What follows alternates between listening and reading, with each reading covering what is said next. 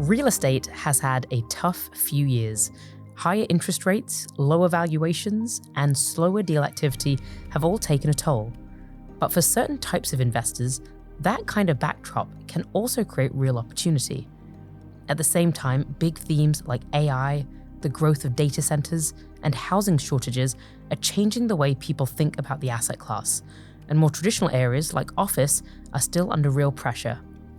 This year, Neuberger's Almanac Realty Investors is marking 30 years of company-level real estate investing. Over that time, the team has seen multiple cycles, good and bad. So what have they learned? And how can providing capital at the platform level help real estate businesses navigate a tougher fundraising and exit environment? My name is Anu Rajakumar, and today I'm joined by David Haltiner, Managing Director, Almanac. We'll talk about how Almanac's approach works, how the opportunity set is shifting across different parts of the market, and some of the areas investors might be overlooking right now. David, welcome to the show. Thanks for having me. David, the last few years have delivered lower distributions, longer holds, and a tougher fundraising environment in some private markets. How is that shaping the opportunity set for you in real estate specifically? Yeah, I think there have been a lot of similarities in real estate and some other alt sectors, as you describe, lower distributions, fundraising challenges, and the like. I think what's maybe unique in real estate is that we've seen a very meaningful drawdown in values. Right? We've seen values decline 10, 15, 20, sometimes 25%. And I think that's a much bigger drawdown than you might see in some other sectors. Now, out of that creates opportunity, and we'll talk about some of that, but it's a challenging environment that you're starting with. What happens when values fall that far is you see elongated hold periods, right? Folks who don't have to sell are doing their best not to sell. At some point they will, but they're holding on for hopefully a better day. That slows the system down because the system relies on asset sales, returning capital to investors, new capital being committed to fund managers, and then so forth to buy more assets. So you start to see a clogging of the system because of this. But because of that, you have other opportunities. You have opportunities like what we provide. And we think that's a really interesting prospect for us today. Terrific. And when we think about where we are in the cycle, how would you describe the current situation? It's hard to pick the bottom of the cycle, so I'll stop short of that. What I will say is that we've seen indicators of recovery in the real estate cycle, and you can see them at a lot of places, but volumes have certainly started to pick back up. 25 volumes are higher than 24 volumes. We talk with brokers and bankers on a regular basis. I was talking to one recently, and their forward book is something like 20 to 30% higher than what it was same time last year. So you're starting to see some nice leading indicators, and that most likely leads to a recovery of the sector. It's going to take some time to get there, but we think that the real estate's really got some prospect going forward now. Absolutely. Now, Almanac is marking 30 years of company-level investing. So first of all, congratulations on that milestone. For listeners who are less familiar with your team's approach, what does platform-level or company-level investing actually mean, and how would you say that differs from traditional deal-by-deal real estate strategies? It's a great question. There's certainly some confusion in the marketplace as to what platform-level investing really means, and we've done it for decades, frankly, at this point. So, we started investing in platforms about 30 years ago, raised the first fund at that point in time, and really have focused in that arena ever since. In a very simple form, platform-level investing is investing in both the real estate assets and the operating company of those businesses. You're gaining exposures to the real estate side, but also to the service business side. And we do it for a variety of reasons. Alignment of interest is something you'll hear a lot from us, and it's probably one of the most fundamental reasons we like to invest into both the assets and the operating company. But there's other reasons to do so as well, some of which could be economics. Investing in the operating company can provide additional economics, GP economics, and the like. So there's a variety of ways of making these types of investments, but if you distill it down to real estate investing and operating company exposures, that's platform level investing in real estate's minds. And so now why would you say that platform level capital feels especially relevant now and today? Yeah, it goes back a little bit to the volumes that we've talked about, right? So what's the backdrop of real estate today? Volumes are slower, sales are slower to occur, fundraising is challenging. So you've got a lot of these real estate companies that are out there. They need to raise capital. Real estate's a capital-intensive business, and they need to raise capital for a variety of reasons. They need to raise capital, one, to provide liquidity to existing investors. That's something that's becoming more and more important. Number two, many of them need to right-size their debt stacks. A lot of them are over-leveraged given the drawdown in value. And number three, a lot of them want to grow. And raising that capital is something that's very hard to do. So what could you do if you're a real estate platform? You could go out and sell your assets. And that's an option for them, liquidate assets, in a pretty tough sales environment to do so. And those type of sales have implications on their service business and their growth prospects going forward. What's a better alternative for them? Well, if you do a platform level recapitalization, you're able to raise capital at an upper tier level. You're able to hold on to the assets, still own them, still manage the assets, and that has service company implications, and participate in the upside of the company going forward, while raising growth capital to go buy new assets in the marketplace. So you're bringing something to the market that's really needed today. We're providing a capital solution to these companies that's a bit unique. It's a bit tailored based upon their needs. But you say, well, what do you have? What are your objectives, Mr. and Miss Operator? And you try to solve those. Liquidity, growth, recapitalization, all of those things. We try to provide those type of solutions. Yep, sure, makes a lot of sense. Now, David, your focus is primarily private, but you also use public markets selectively. How do you think about the roles of public and private real estate in the strategies that you manage, and when do public opportunities become interesting enough for your team to act? It's a great question. And we spend a lot of time looking in the public markets. And if you go back to the origins of Almanac in the mid-90s, I mentioned Fund 1, there was a healthy amount of public company investing at that point in time. We were doing pipes, convertible preferred pipes into the REIT market. The REIT market back then was a nascent market, a much less efficient market. And we were able to invest $25, $50, $75 million into those companies and really move the needle for them. If you fast forward what happened over the last 25 years, the public REIT market clearly has grown significantly and has become, I would say, much more efficient by and large, right? If you look at public companies today, they tend to be large entities. They tend to have a fairly similar profile, meaning pretty high quality real estate, pretty low leverage, pretty stabilized assets, right? People love the underwritability, the stability of those dividends and the like.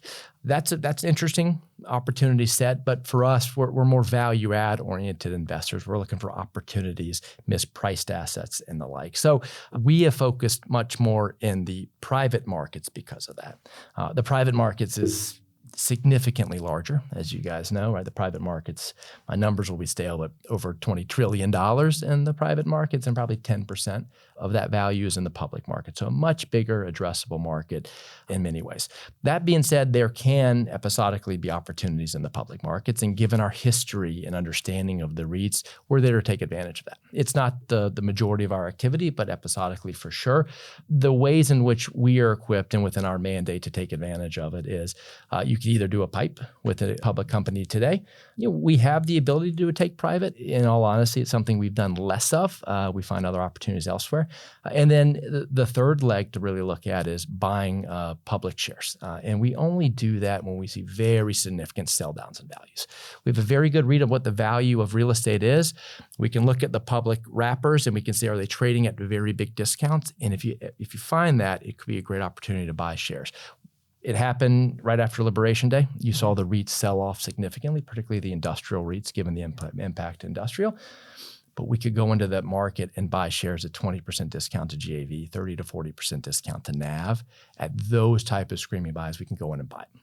When those shares recover, we sell out of those. So it's an opportunistic play. It's where we don't spend most of our time, but given our dexterity in public and private, given the corporate wrapper and the way in which we invest, we should apply that skill set in the public markets when it exists.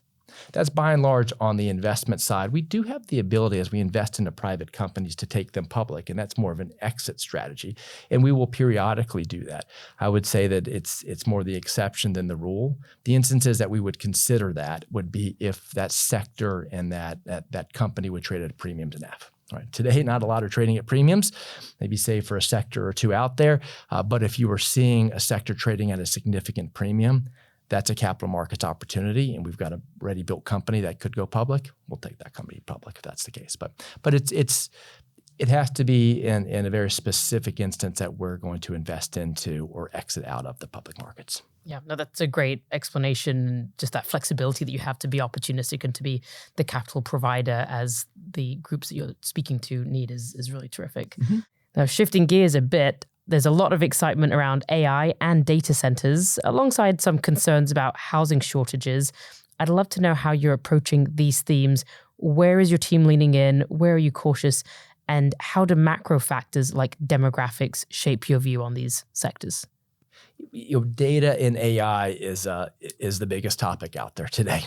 So clearly we spend time thinking about it, talking about it, and it affects two parts of your business, either how you might invest into it and then how you might use the applications to operate your business. And I know everyone out there is thinking about that. We've certainly been keen to invest into the sector, and we've actually been able to do so. Almanac, our history is one that's very much built into some level of conservatism, some level of what can go right, but really what can go wrong. And I think that's an incredibly important attribute when we're thinking about investing for as long as we've invested. You got to apply that to data centers too, right? So as we looked at that space, we wanted to think of ways in which we could participate that was meaningful, but with the Almanac mentality of downside protection, it was very important to us. So we looked at it and we said, okay, well, we know what can go right. The base case is kind of evident, right? You're seeing insatiable demand. You're seeing the hyperscalers take down tremendous amount of space. What could go wrong as we looked at it? A variety of things. One, these are very big check sizes, and because of that, you've got a lot of capital at risk. That's concentration risk. That's something that we're very mindful in any investment that we make. Don't let any single investment, have a major implication to a fund and so forth. So how do we invest in a smaller scope? Number two, the demand quotient right now is massive, but there's nothing to say that won't slow down or change, right? Technology changes very quickly. Power changes very quickly. These hyperscalers are taking down space hand over fist. There's a race right now between all of them, and that won't last forever. And at some point, you have a risk of that demand dropping pretty significantly. And there will be some folks that might have some trouble at that point in time. So we had those thoughts in the back of our mind. For us, the best way to invest into it would be smaller check sizes, which is more in the power procurement phase or the GP position of the vertical construction of those. That both makes the sizing of the investment appropriate and the time frame in which we invest appropriate, shorter time frame, achieve that liquidity quicker in those investments. But it's very important, without a doubt in our mind and many others, it's a secular change. It's one that we should be investing into. Absolutely. And just following up on housing and residential, thoughts there? Yeah, housing for a very long time on the investment side has been one of the favorite asset classes, and it continues to be so. On the single-family home side, which is part of the question that you've asked, you certainly see affordability issues that have become more than evident. They've been obvious in so many ways, and there's a variety of reasons for that. Some of it has to do with the limited amount of housing that was built. The home builders didn't come out of the GFC building a lot. Zoning is challenging, but you're complicating it and kind of amplifying it further by the fact that the lock-in effect of the mortgages folks have. They're reluctant to sell homes. By the fact interest rates today are so much higher, by the fact that insurance and taxes are so much higher, the carry cost of these homes are really not affordable. Now, we don't invest as often or regularly in the single family space. That's more of a for sale model. We like the rental model a little bit better, but you can translate that dynamic into what happens in rental. A lot of thesis you'll see out there, a lot of research and investment books you'll read will talk about the demand for rental is so much larger because of the unaffordability of homes, of course, which I think is true. And I think it is a positive long-term indicator in the rental space. And it's one of the reasons to invest into rental properties. You could argue that housing has less technological disruptors out there, so you probably will need someone who needs a home in the future. Of course, all of those we think are nice backdrops to invest into apartments. But I don't know that theme is enough by itself just to make investments in the space. And frankly, if you're more specifically looking at apartment investments across the country, you'll find a range of fundamental backdrops and some real softness today. And some of that softness is based in Sunbelt markets, right, where you've seen supply issues. And notwithstanding a very good demand backdrop, when you add too much supply to a market, you're going to see rental pressure. And you're seeing that in some markets, and you're seeing accelerate in some markets. So I think you got to be a little bit picky about the way in which you invest. We certainly think these growth markets will have great long-term fundamentals. They're having in-migration. The supply will burn off over time, but it's probably going to take longer than you think. We've focused a little bit more on some other markets. We've been looking to the Midwest a lot more, the Mid-Atlantic, even some of the coastal markets, and there's some political reasons to think about investing in those, but you've seen very little supply in those markets. So I think you just can't brush it with one broad brush. I think you got to look at it and say, we've got great secular tailwinds in housing and in rental property, but there's going to be a bit of a bumpy ride for the near term that you got to be prepared for. Well, now, speaking of bumpy rides, I can't let you go without talking about office a little bit. I know it's been subject of a lot of conversations over the last few years, I think. But how are you thinking about office today versus other areas like senior housing, student housing, self-storage, and even the core food groups, industrial, retail, etc.? Where are you seeing the opportunity and where are you more cautious? Yeah, office is a favorite topic for so many folks, right? Because it's been in the headlines, and it is a very big asset class, historically particularly. We've been fairly cautious on office for a very long time. The reason we have been is when you look at how office historically priced, it was a fairly tight cap rate. And in a lot of ways, it didn't take into consideration the amount of below-the-line CapEx, TIs, leasing commissions. So the free cash flow of the office sector isn't that attractive as a standalone basis. So we've long had a little bit of caution in that sector. Today, is there an opportunity? Well, if there's an opportunity ever, it's most likely today in that sector, right? You're seeing more people return to the office. That's definitely helpful. Definitely more opportunity in the A space than the BC space where there is some question of obsolescence. Mm-hmm. But if you can invest into office assets today at significant discounts to replacement cost and peak valuations, depends on your markets, but $300, $400, $500 a foot. You're going to put another in $200, $300 a foot, so don't forget to count that. But you can make a profit doing so. So I do think office is investable. I think it's a little bit more of a trade today versus buying assets to compound over a long period of time, which is a lot of the way which real estate should be owned. I don't know that we would look to hold office for a long period of time. There's an adage in office that if you own it for 10 years, you'll have bought it twice. And I think it's true. I think it's amazing how much you have to spend to maintain the occupancy of those buildings. Yeah. It's probably more opportunistic and kind of as you see them, right? Absolutely, absolutely. And you ask about the alt sectors, and we're big advocates of the alt sectors, and we're not alone in that. We've long invested into that space. I mean, if you go back Almanac and 20 years ago, we were investing in storage platform. We invested into an MHRV platform about the same time. What is the acronym? Sorry, I should explain. Yeah, manufactured housing, recreational vehicle space. It has become one of the most popular segments of the space. So we've long been investors in that. We got into the senior housing space in 2007, a long time ago. Those are all very strong performing investments, and we did well. So we've liked the sectors a long time.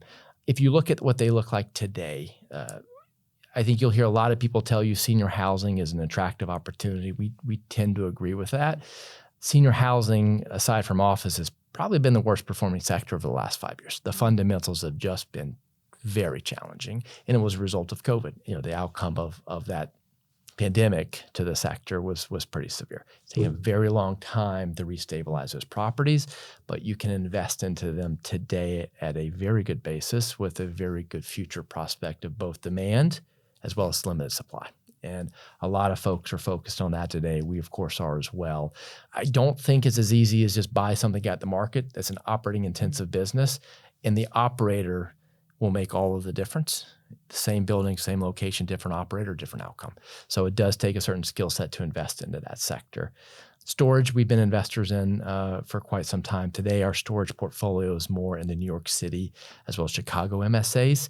If you look at storage nationally, it's been relatively soft. We talked about housing velocity a little while ago. The housing velocity is one of the demand drivers in storage, and that's been relatively muted. That will come back, and that will only push storage rates higher at that point in time. It's also on the other end of the spectrum from, let's say, an office asset where the free cash flow profile is very good. Very little dollars are spent below the line in that case. So we like that sector. The New York market and the Chicago market have really performed well. They've been outliers, a little bit different demand drivers there. But we would look to invest nationally in that asset class. So we think there's going to be great opportunity, what's defined today as alts. And we'll most likely, as we think about investing in the fund, we'll have a cohort, a section of our fund capital invested into those sectors. Yeah, makes sense. Maybe I'll just turn quickly to talk about the investor base. And historically, Almanac and private real estate in general has been mostly for institutional investors. But how do you see the wealth and defined contribution channels, potentially the 401k plans, how could that change the investor base for private real estate?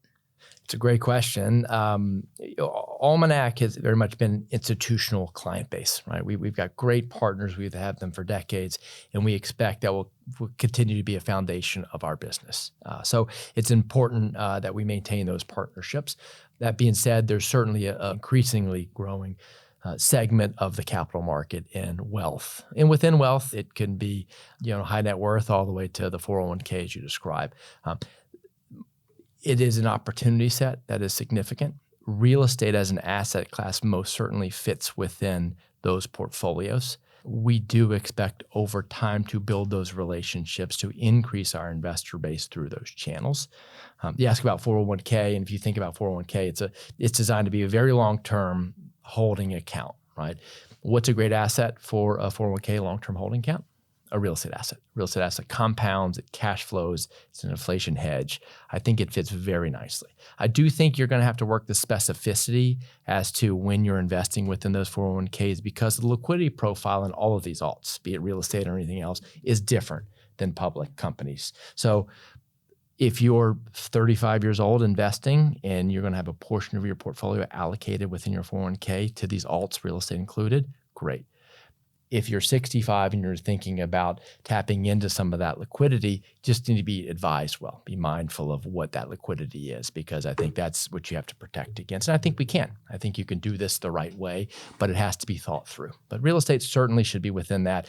And it's a paradigm shift in the manager space to open up that channel of capital. Right? There's tremendous amounts. It fits very well with the end client. It fits well with the manager. It's just going to take time to architect that out.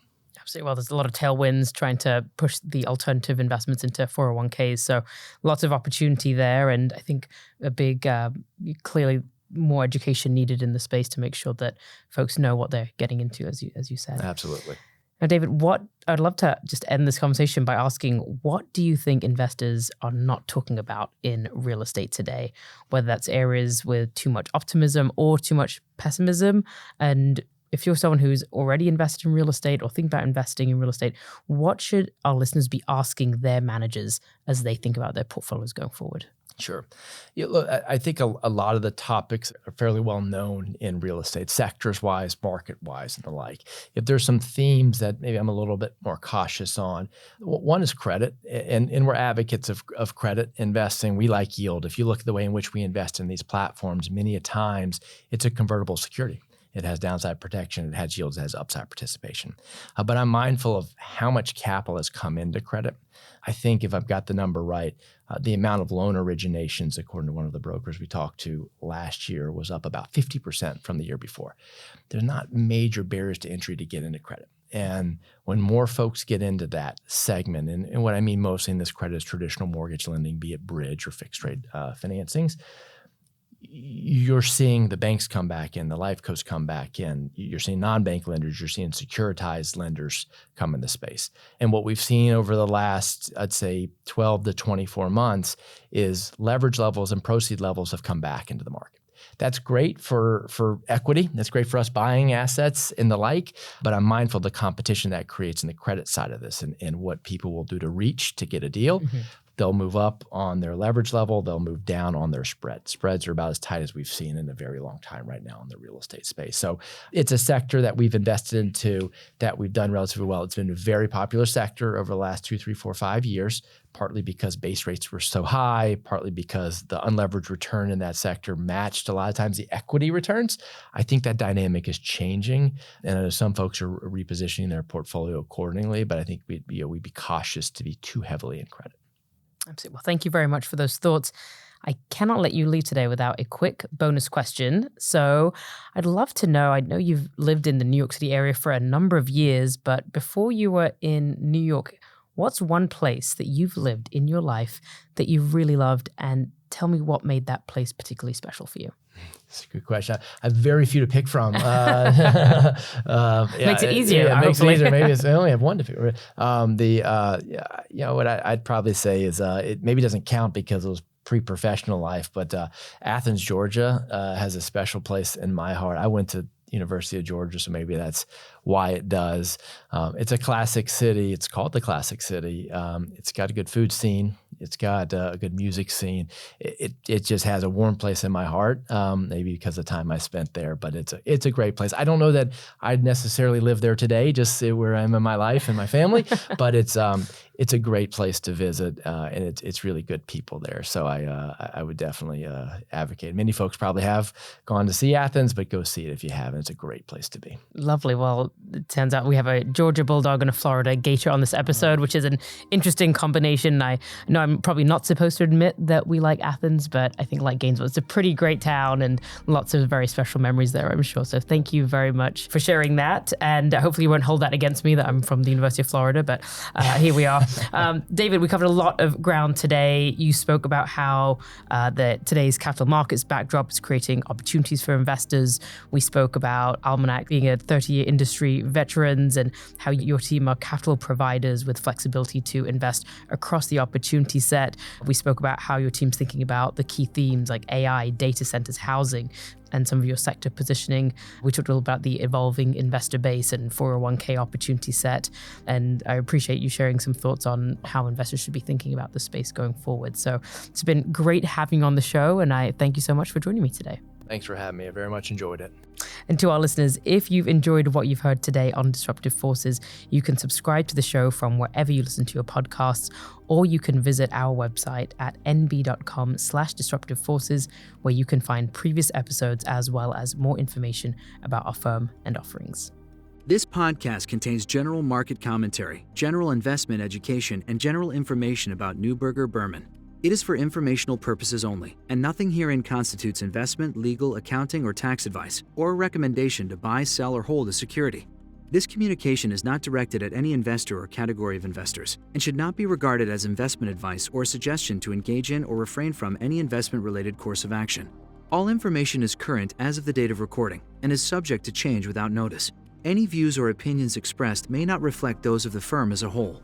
This material may include estimates, outlooks, projections, and other forward-looking statements. Due to a variety of factors, actual events or market behavior may differ significantly from any views expressed. Please refer to the disclosures contained in the episode notes and episode details, which are an important part of this communication. Investing entails risks, including the possible loss of principal. Past performance is no guarantee of future results.